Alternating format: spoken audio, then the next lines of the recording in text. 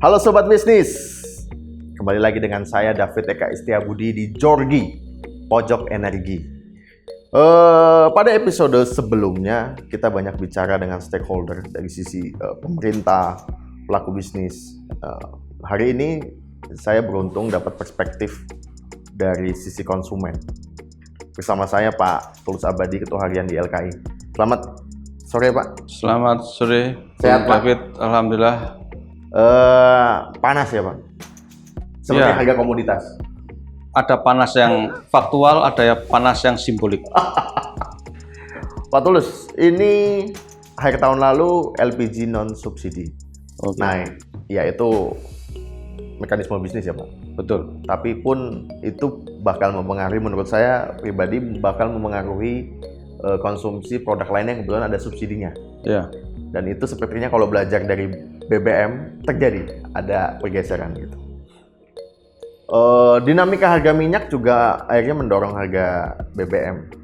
Lalu akhir tahun kita sumringah Pak mendengar isu premium bakal dihapuskan. Isu premium dihapuskan ini seperti apa ya, isu publik yang tidak habisnya Pak. Nggak tahu drama ngalahin tersanjung, tapi yang jelas sampai hari ini terbukti nama premium itu menjadi apa ya, brand yang sepertinya juga jadi bukan produk tapi apa Pak, kalau top mind ya Pak, pas banget, nggak bakal hilang. Nah, yang ketiga ini soal batu bara. Ini mungkin agak isu bukan untuk konsumen, tetapi dampaknya mungkin bisa ke konsumen. Pasokan batu bara ke pembangkit listrik. Kabarnya PLN mengaku kalau tidak terpenuhi sekitar 10 giga, lebih dari 10 giga pembangkit bisa terganggu. Pak Tulus, ini saya mau mulai masuk dulu soal isu barang energi yang nggak bisa dilepaskan dari komoditas politik. Di era yang katanya digital ini Pak, yang kalau kita lihat sepertinya mungkin GDP naik gitu.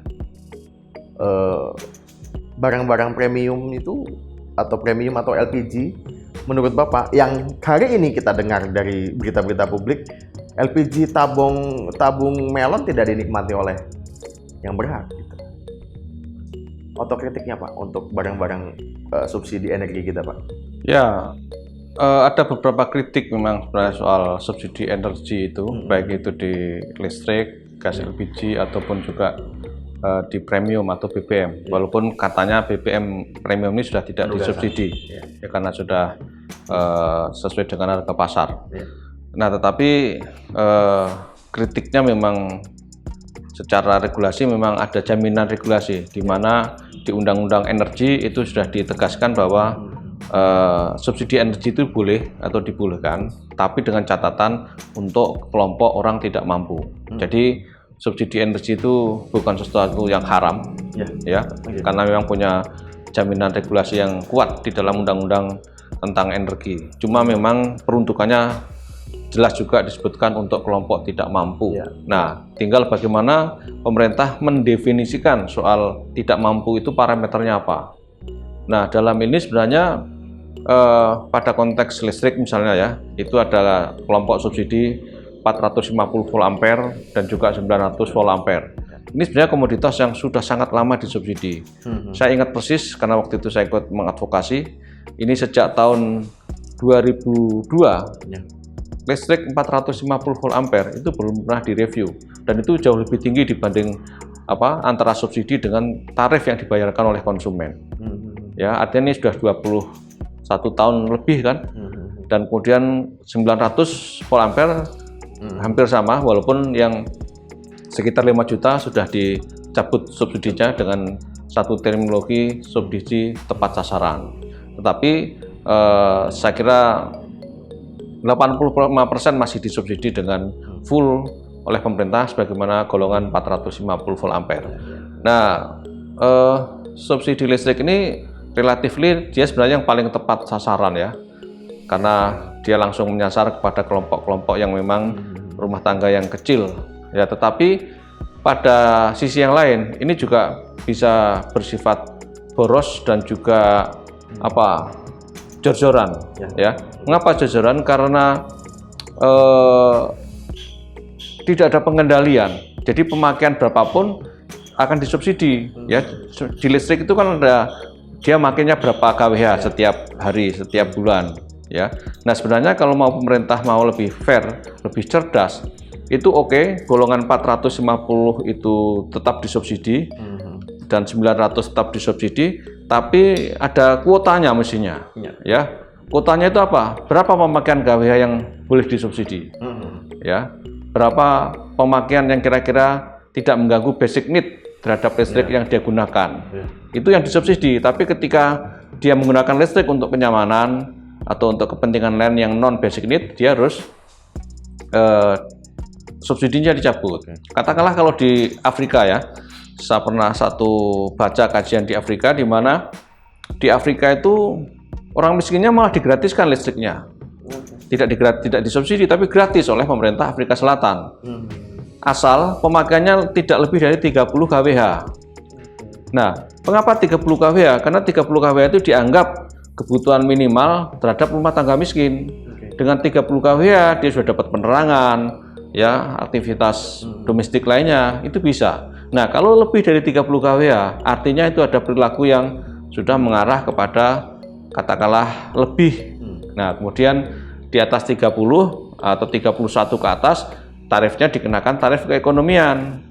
Jadi ada upaya untuk perilaku hemat listrik. Di satu sisi kebutuhan dasarnya tetap tercapai, tetap terpenuhi dan digratiskan oleh negara, tapi di atas itu dikenakan cas ekonomi. Jadi ada semacam disinsentif. Nah, di kita tidak. Jadi kita gelondongan aja. Subsidi pemakaiannya mau berapa kWh silakan. Kita penuhi terus oleh negara. Nah, ini yang menurut saya otokritiknya adalah oke, subsidinya itu memang harus diberikan, tetapi mestinya ada semacam kuota kepada mereka sehingga ada juga aspek edukasi kepada konsumen dan lebih fair ya.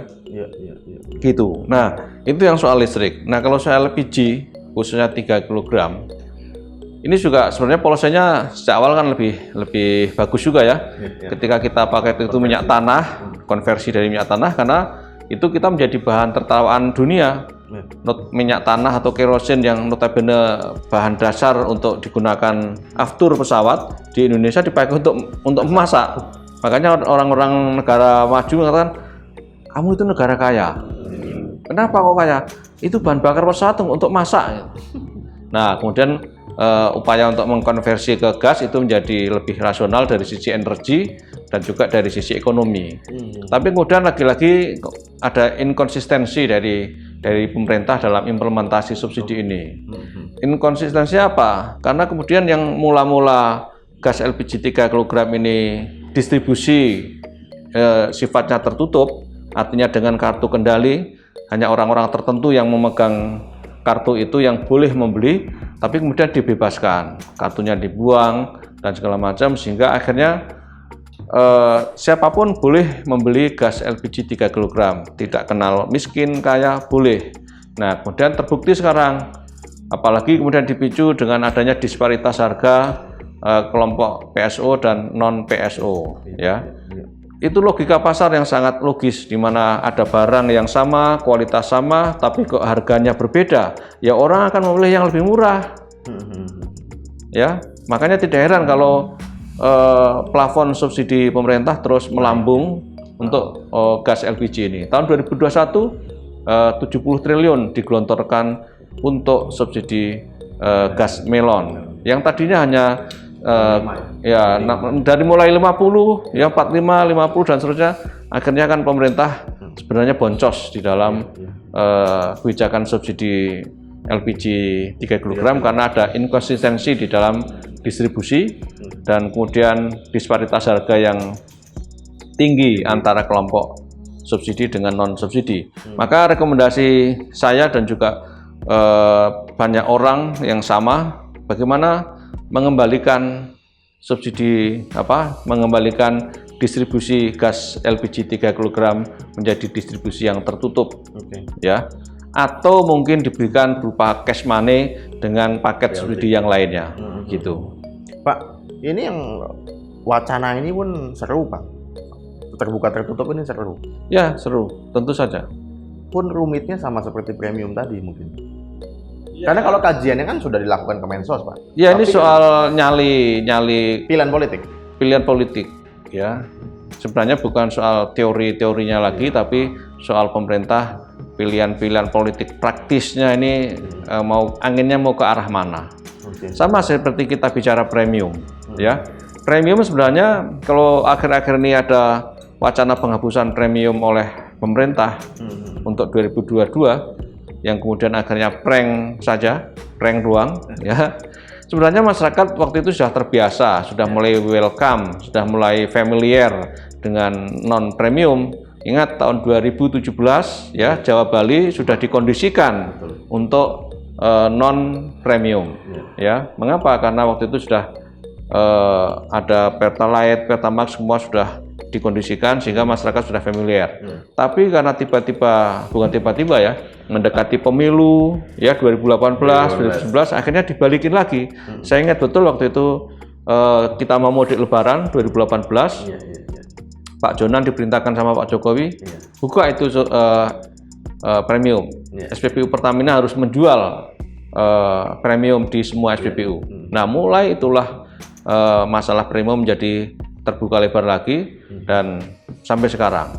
Nah, kemudian ketika ada wacana mau dihapus, saya cek ke Pertamina sebenarnya pasokan LPG pasokan premium sudah berapa persen. Nah, dari bagian marketing mengatakan per November sebenarnya tinggal 0,9%. Jadi sudah sangat kecil. Artinya kalau dihapus ya atau ditiadakan itu sudah aman lah. Artinya tidak akan mengancam inflasi yang besar-besaran. Nah, tapi ya lain lagi ceritanya ketika kemudian Presiden menaikkan Perpres ya bahwa premium masih boleh gitu atau harus disediakan di seluruh Indonesia. Di dalamnya mungkin ada modifikasi sedikit, Pak. Di situ ada tulisan RON 88 premium yang sekarang dan RON 90. Tapi ini pun menurut saya perlu didudukkan secara jelas. Kalau misalkan secara gambaran sekarang berarti yang dicampurkan ke Pertalite sehingga kompensasi dari pemerintah semakin besar karena harga pasar RON 90 lebih tinggi gitu ya, Pak. Ya, itu asumsi pemerintah seperti itu. Ya, jadi ada blended antara premium dengan Pertalite dan kemudian pemerintah akan mensubsidi Pertalite. Nah, ini ada dua hal yang saya kira harus kita kritisi. Pertama, dengan subsidi di Pertalite itu justru berpotensi merugikan operator dalam hal ini Pertamina. Mengapa? Karena yang tadinya Pertalite itu dari sisi policy price-nya adalah market, sekarang harus mengikuti pemerintah karena ada apa? Ada PSO di situ. Ya, ini yang justru menjadi unhappy policy bagi operator. Meskipun ada embel-embel kompensasi, Pak. Ya, itulah kompensasi itu kan di atas kertas, ya. Tetapi untuk mengklaim kompensasi itu kan bukan barang gampang ya. Ada birokrasi tertentu, mungkin ada hal-hal tertentu yang juga sangat merugikan operator gitu. Nah, kemudian kritik yang kedua adalah ketika subsidi itu kenapa tidak diberikan kepada Pertamax sekalian?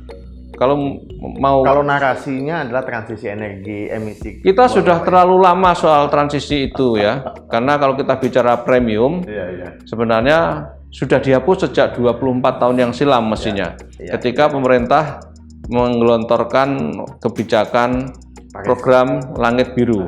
Ya, program Langit Biru itu salah satu prasyaratnya adalah bahan bakar harus Euro 2 tahun 2006.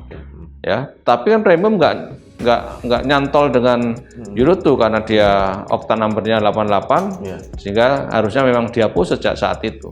Nah, ini sudah molor 24 tahun. Nah, kemudian KLHK dan juga saya kira sesuai dengan kebijakan soal iklim global dan segala macam, sekarang sudah merujuk kepada Euro 4. Lalu disebutnya apa, Pak, kalau kayak gini, Pak? Jadi satu sisi kita semangat betul ya menghadapi CO2 26 kemarin, Paris Agreement gitu. Ya semangat, tetapi polosenya tidak nyambung. Tidak nyambung, karena mestinya kan apa sih susahnya menyelesaikan yang tinggal 0,9% itu. Dan kemudian justru saya curiga ini ada upaya intervensi dari katakanlah kelompok-kelompok mafia migas ya yang tidak happy kalau premium itu dihapus. Nah, ini yang kemudian pemerintah seperti tarik ulur, kayak undur-undur. Premium kan merek dagang, Pak. Sebenarnya Rona di dalam tidak 88 pun bisa. Ya bisa. Bisa kan, Pak? Bisa. Jadi kalau misalkan masyarakat terlalu cinta dengan premium, lalu ya seperti Bapak bilang tadi, kenapa nggak Pertamax aja, kenapa nggak? Ya, tapi kan ini soalnya ada dimensi harga ya. Ada dimensi harga yang harus dibeli konsumen di mana harganya berbeda-beda. Itulah yang juga kita minta. Jenis-jenis BBM di Pertamina memang harus disimplifikasikan. Masih terlalu banyak, Pak? Masih terlalu banyak, baik itu untuk diesel ataupun gasolin. Pertamax. Oh, masih ada gasolin kan? Itu kan untuk kategori gasolin, tapi untuk kategori diesel kan ada lagi. Ya. Sehingga mungkin harus ada dua antara gasolin dan diesel gitu aja. Satu aja ya, Pak ya. Ya. Nah, ini yang saya kira menjadi pertanyaan besar. Kenapa kemudian tidak konsisten dengan kebijakan BBM premium yang tidak premium, ya? Namanya premium kan harusnya qualified ya. Iya. Tapi ternyata justru paling bawah. Ini orang luar akan bertanya, itu namanya premium tapi kok busuk? Gitu. Nah, saya bingung, Pak. Kalau saya mengamati rumah saya Bekasi, saya mengamati dari Bekasi ke Jakarta, Pak. Kalau saya singgah ke SPBU, kok kayaknya nggak kelihatan, Pak, premium. Kalau gini, memang kan tadi saya katakan sebelum diwacanakan mau dihapus, itu kan tinggal 0,9%, kan sedikit sekali. Jadi kalau sekarang Presiden Jokowi mengatakan harus ada di seluruh Indonesia, oke, harus siapa, ada. Pak? Untuk siapa, Pak? Ya untuk konsumennya, tetapi kan harus ada itu kan disebutkan di seluruh Indonesia, bukan di seluruh SPBU. Ya, masyarakat jangan terkecoh. Kebijakannya kan regulasinya harus ada di seluruh Indonesia, tapi tidak di seluruh SPBU. Jadi mungkin satu kabupaten hanya satu SPBU saja yang menjual premium, atau mungkin malah satu provinsi atau apa. Yang penting di seluruh Indonesia masih ada binatang yang bernama premium itu. Nah, ini yang konsumen juga sering salah kaprah, Bung David. Ya, konsumen sering bertujuan beli premium itu agar hemat. Betul. Dari cash in hand memang hemat dari pocket kita ya. Tetapi sebenarnya konsumen itu tekor, boncos ya. Kenapa? Karena kandungan kalori premium itu rendah. Ya, di BBM itu kan ada kandungan kalori. Semakin baik dia semakin tinggi kalorinya. Nah, artinya kalau kita beli premium, kandungan kalori rendah, akhirnya apa? Jarak tempuhnya jadi rendah. Ya, karena antara kandungan kalori premium dengan Pertalite dengan Pertamax berbeda. Yang paling tinggi tentu Pertamax. Nah, kalau kita beli 1 liter Pertamax dengan 1 liter premium, jarak tempuhnya jauh lebih tinggi di Pertamax dibanding premium. Jadi ketika konsumen membeli premium dengan lebih murah, tapi jarak tempuhnya rendah, kan sami mawon. Malah hitung-hitungannya dia merugi karena kemudian jarak tempuhnya jadi rendah. Belum lagi biaya maintenance akibat mesin-mesin yang korosif karena premium itu. Ya, belum lagi urusan dia harus pergi ke satu SPBU yang jauh dari rumahnya. Betul. Dan nanti lebih lama. Inilah yang menurut saya perlu tingkat kecerdasan konsumen dalam pola konsumsi soal BBM, selain soal konsistensi dan tanggung jawab moral untuk menggunakan. Kalau Pak Tulus lihat yang 0,9 itu disebabkan karena semakin sedikit dia berada, atau karena memang pilihan konsumen yang udah gaya hidupnya naik, Pak? Ya, saya kira tetap pengendaliannya dari sisi tadi pembatasan marketing ya. Supply. Ya, pengurangan supply sehingga masyarakat lama-lama terkondisikan. Selain juga Pertamina memberikan promo-promo kepada harga Pertalite ya. Harga Pertalite serasa premium ya. Misalnya untuk 3 bulan pertama gitu. Sehingga lama-lama kan terbiasa gitu. Itu saya kira satu hal yang logis juga dari sisi marketing. Ya. Ini kampanye begini sepertinya sudah dilakukan badan usaha ya dari tahun lalu ya. Ya mungkin kalau kita bicara BBM mau nggak mau bicara Pertamina karena memegang lebih dari 90% meskipun ada badan usaha lainnya gitu. Dan karena cuma Pertamina yang dikasih wewenang penugasan ya, Pak ya, kecuali dan AKR ya, itu untuk yang solarnya ya. agar juga lebih banyak untuk nelayan-nelayan itu. Nah, Pak, ini penutup, Pak. Dimensi kita 2 tahun lagi menuju tahun politik, Pak. Masih laku nggak sih, Pak? Barang subsidi ini jadi penggiur untuk konsumen supaya ya seperti yang sudah. Ya, saya kira siapapun dan apapun komoditas dan konsumennya kan kalau ada barang murah pasti akan dibeli murah. Ya, artinya karakter konsumen kita sensitif harga. Ya, tentu walaupun kualitas baik, dikatakan tidak ramah lingkungan segala macam, kalau ada harga murah di pasaran, dia akan beli yang murah. Jadi mungkin kalau pemerintah masih punya katakanlah niat jahat secara politik untuk menggunakan ini, ya bisa saja, karena pasti konsumen kita akan memilih yang lebih murah sekalipun nanti dia akan merugi karena lebih banyak mengeluarkan uang karena jarak tempuhnya rendah atau biaya maintenance dari kendaraannya lebih tinggi dan seterusnya. Nah, oleh karena itu kita minta agar Presiden Jokowi meninggalkan legasi yang lebih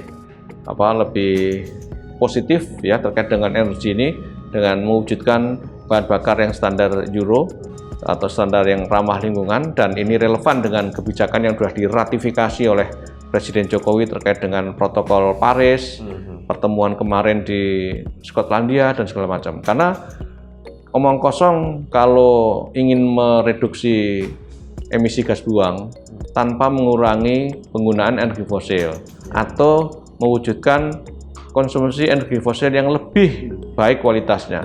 Karena semakin rendah kualitas, semakin tinggi emisinya, dan sebaliknya, semakin tinggi kualitasnya, semakin rendah emisinya.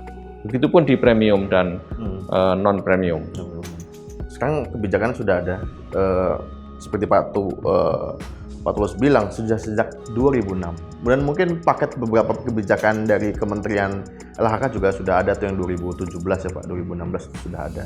Ya. Berarti hari ini tinggal niat pemerintah. Ya, political will. Political will. Ya. Pak Tulus, terima kasih. Baik. Sobat Bisnis, sampai jumpa lagi di Jorgi episode berikutnya.